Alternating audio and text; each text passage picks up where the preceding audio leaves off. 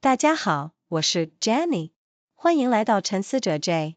今天我们要说的这个人，他的声音你可能认得出来，那是一个低沉而温柔的声音，带着一点英国口音，带着一种让你想继续听下去的节奏感。那个声音在全世界亿万个人的耳边说过话，说的是关于地球上那些你从来没有机会亲眼看到的生命。他叫大卫·爱登堡 Sir David Attenborough， 他今年100岁了，他还在工作。90几岁的时候，他还在拍摄新的纪录片，还在世界各地的论坛上发表演讲，还在呼吁人类关注我们正在失去的东西。今天我们要说说这个用一生说故事的人，和那个他一辈子都在说的故事。大卫·爱登堡1926年5月8日出生，地点在英国伦敦。他的家庭有强烈的学术气息，父亲弗雷德里克·爱登堡是大学教授，后来成为雷斯特大学的校长。在那样的家庭里长大，对知识的好奇心是一件理所当然的事。他从小就对自然界充满兴趣，特别是动物和化石。他在家附近的农地和池塘旁边度过了很多时光，捡石头，看昆虫，观察水里的生物。他后来说，那些儿时的记忆是他一生工作最深的动力来源。一个孩子对世界的好奇，在他身上从来没有消失。他考入了剑桥大学，主修自然科学，对动物学特别着迷。他说，在剑桥读书的几年里，他最喜欢的时刻是在实验室里观察标本的时候，那种把一个生命结构看清楚的感觉，让他觉得世界是一个很深的地方。1952年，他加入了英国广播公司，也就是 BBC。那时候电视在英国刚刚开始普及，很多人还不确定这个新媒体能做什么。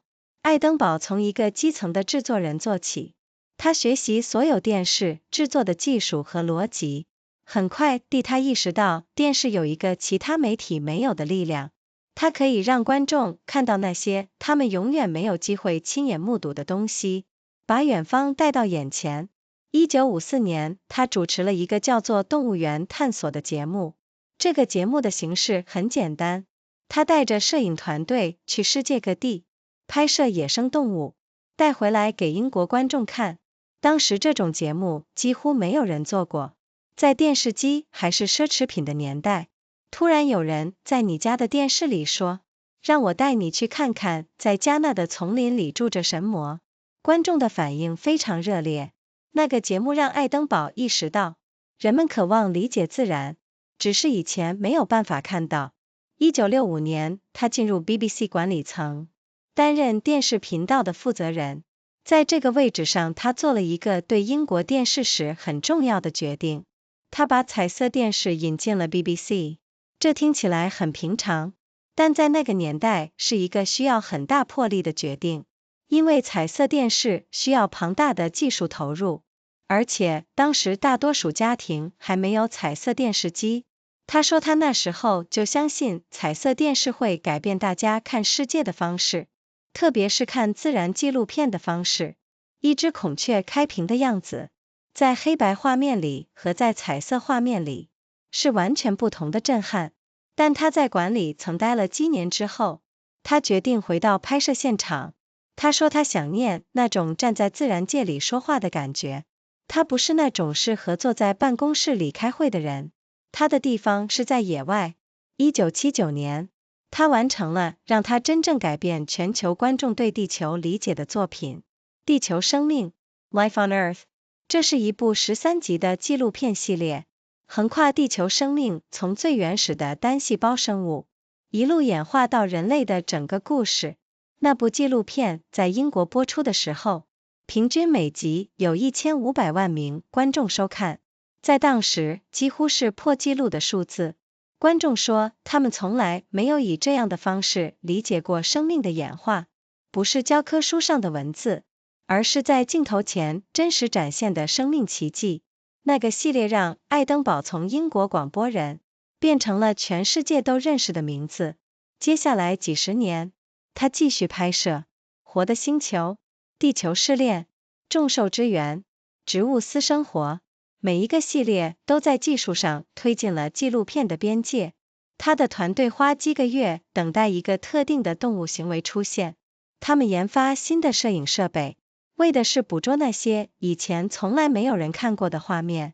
然后在2001年，蓝色星球问世，这部纪录片把人类的视线带到了海洋深处，那些阳光照射不到的地方，那些在极大水压下存活的生命。观众说，他们看完之后，觉得地球比他们想象的更神奇，也更脆弱。这是爱登堡工作的一个转折点，他开始更直接地在纪录片里说到人类的活动对自然的影响。之前他的纪录片主要是说自然有多美，现在他开始说，我们正在失去这些美。2006年，他和 BBC 合作拍摄了《地球脉动》Planet Earth， 用当时最先进的摄影技术，在世界各地的各种极端环境里拍摄，北极、热带雨林、沙漠、深海。那部纪录片的影像品质让很多观众第一次看到了一个问题，这些地方的冰正在融化，这些物种的栖息地正在消失。爱登堡那个温柔的声音开始说一些不那么温柔的事情。2019年，他在世界经济论坛的演讲里说，他活了90多年，从没见过自然界受到这样大规模的破坏。他说，如果我们不改变，我们就是在向我们的孩子和孙子借他们的未来。他在联合国气候峰会上说，科学家已经给了我们所有的答案，我们现在需要的是行动。他说这些话的时候，已经93岁了。人们问他为什么不退休，他说他选有话要说。他说，这个世界上有太多美丽的东西需要被看见和记录下来，在它们消失之前。他的纪录片和他的演讲改变了很多人理解气候问题的方式。Netflix 和他合作了一部叫做《我们的星球》的纪录片，播出之后成为 Netflix 有史以来最多人看的纪录片之一。他还在2020年出版了一本书，叫做《地球：一个诉求 A Life on Our Planet》。那本书里，他说了一个让很多读者印象深刻的事。他说他出生的1926年，地球上的野生动物占全球脊椎动物生物量的 66%。他在写书的时候，那个数字已经降到了 4%， 66到4。在他一个人的一生里，他说这是他亲眼看到的一切里最让他心痛的数字。大卫·爱登堡的故事让我们看到几件事。第一件事是，好奇心可以是一辈子的事情。他在100岁的时候对自然界的好奇，和他7岁在池塘边蹲下来看蜻蜓的好奇，是同一种东西。那种好奇从未被工作磨掉，反而成了工作的驱动力。第二件事是，技术是为的是让人看见。他对彩色电视的推动，他的团队对摄影技术的持续研发，目的从来不是技术本身，是让更多人能够看见那些他认为值得被看见的东西。第三件事是，说真话也可以是一件温柔的事。他说气候危机的方式，从来不是让人觉得恐慌和绝望，而是说我让你看到了这么多美的东西，现在我要告诉你，我们正在失去它们，请你和我一起做些什么。那种沟通方式，比任何恐吓更有力量。一个人用100年说了一个故事，那个故事说的是地球有多美，也说的是我们有多需要它。我们下次见咯。Hello everyone, I am Jenny. Welcome to Thinker J. Today we are going to talk about someone whose voice you might recognize. It is a deep and gentle voice, with a slight British accent, with a rhythm that makes you want to keep listening. That voice has spoken to billions of people around the world, telling them about the forms of life on this planet that most of them will never have the chance to see in person. His name is Sir David Attenborough. He is 100 years old this year. He is still working. Into his 90s he was still filming new documentaries, still speaking at forums around the world, still calling on humanity to pay attention to what we are losing. Today we are going to talk about the man who spent a lifetime telling one story, and about the story he has been telling his whole life. David Attenborough was born on May 8, 1926. He was born in London, England. His family had a strong academic culture. His father Frederick Attenborough was a university professor who later became principal of University College Leicester. Growing up in that environment, curiosity about knowledge age was simply part of the air. From childhood he was fascinated by the natural world, particularly animals and fossils. He spent hours near the farms and ponds close to his home, picking up stones, watching insects, observing whatever lived in the water. He later said those childhood memories were the deepest source of motivation for everything he did in his career. The curiosity of a child looking at the world never left him. He was accepted to Cambridge University. He studied natural sciences. He was especially drawn to zoology. He said his favorite moments during his years at Cambridge were the time spent examining specimens in the laboratory.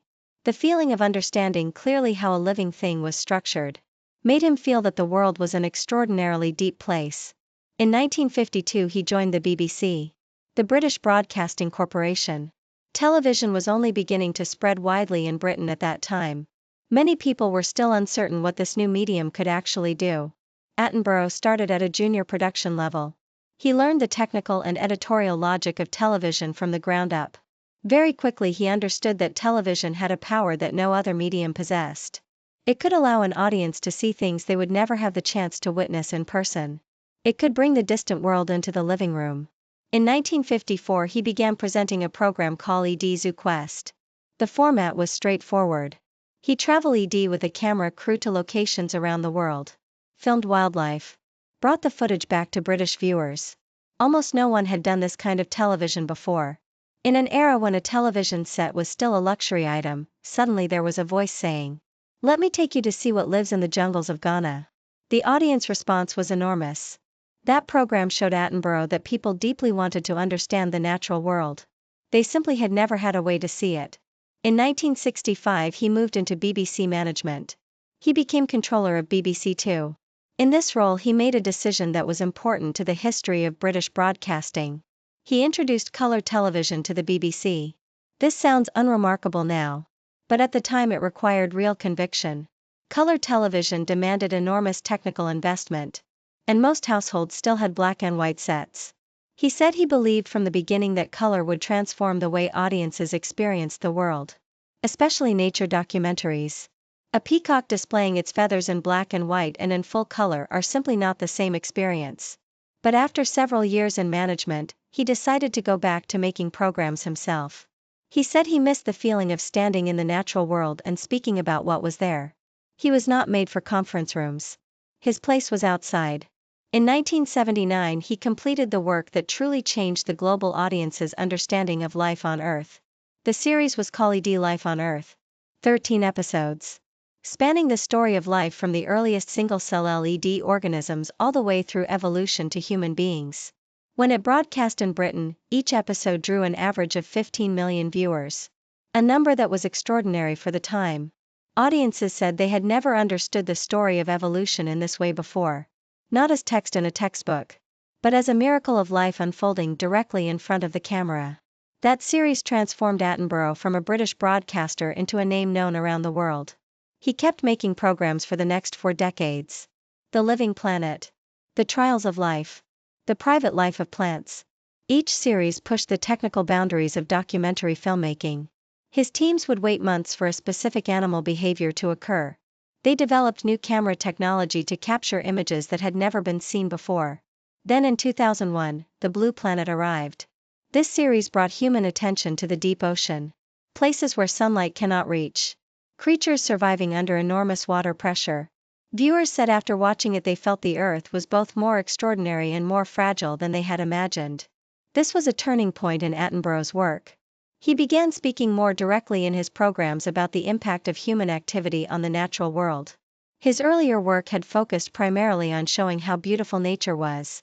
Now he began saying, "We are losing these beautiful things." In 2006 he collaborated with the BBC on Planet Earth, using the most advanced camera technology available at the time, filming in extreme environments around the world. The Arctic, tropical rainforests, deserts, the deep sea. The imagery in that series made something visible to millions of viewers for the first time.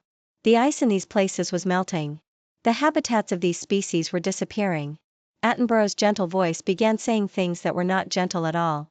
In 2019 at the World Economic Forum in Davos, he said that across his more than 90 years he had never seen the natural world suffer damage on this scale.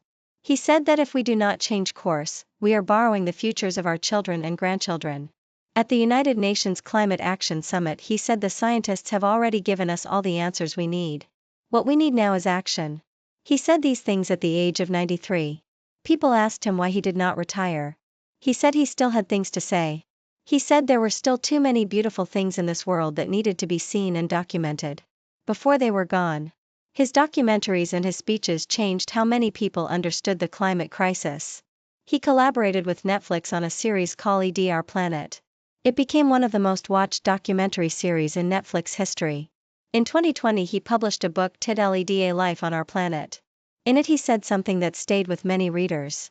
He said that in the year of his birth, 1926, wild animals accounted for about 66% of the total vertebrate biomass on Earth. When he wrote the book, that figure had fallen to around 4%. From 66 to 4.